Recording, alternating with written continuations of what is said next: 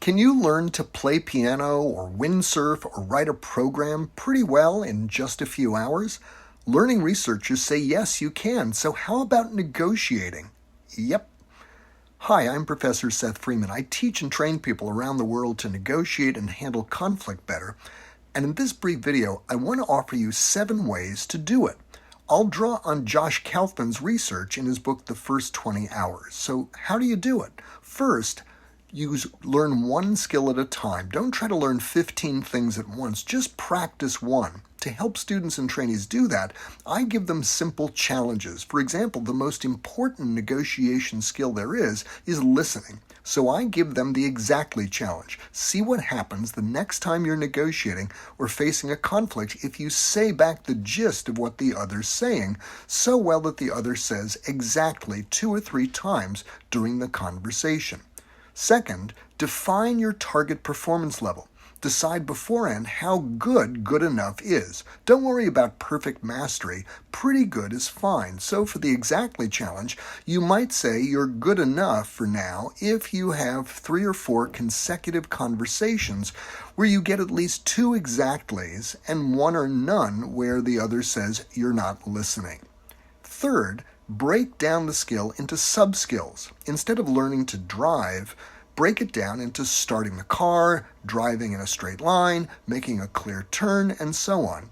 You can do the same thing for negotiation. For example, one way to make a lot of progress quickly is to focus first on what I call the 3 little words, a simple way to understand the basics of creative or interest-based bargaining.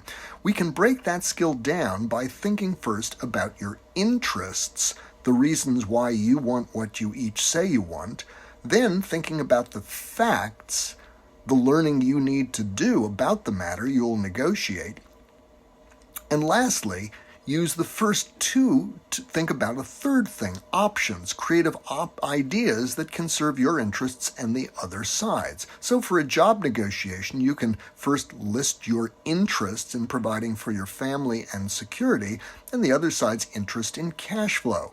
Facts reveal market rates and benefits competitors offer. Options might include guaranteed bonuses or stock options.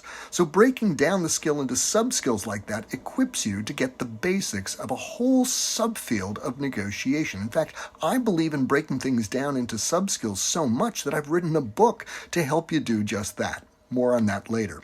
4 and 5, get key tools and eliminate barriers to practice. A camera for a film student, a violin for a music student. Then set up the tool so it's easy to pick up and use it. Negotiators need something similar. That's why I've created 15 Tools to Turn the Tide, a step-by-step playbook for empowered negotiating. As the title suggests, I've designed it to equip you with easy-to-use tools that make negotiating more accessible, more bite-sized, and more doable, even under pressure. Once you've got the 3 little words, for example, you're ready to practice interest-based bargaining. I've also listed several dozen challenges that let you practice the tools.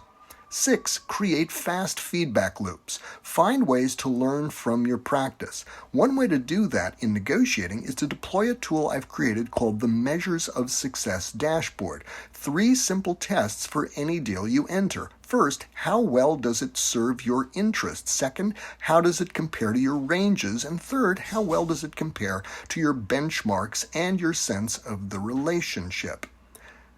7, quantity and speed. Focus a lot on practice, not perfect results. My suggestion: take several challenges, doing a different one each week for 8 weeks. Research suggests that doing that can help you produce 11% more value for yourself and 6% more value for the other side. How cool is that?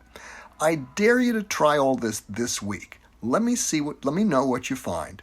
I'm Professor Seth Freeman. Go make me proud.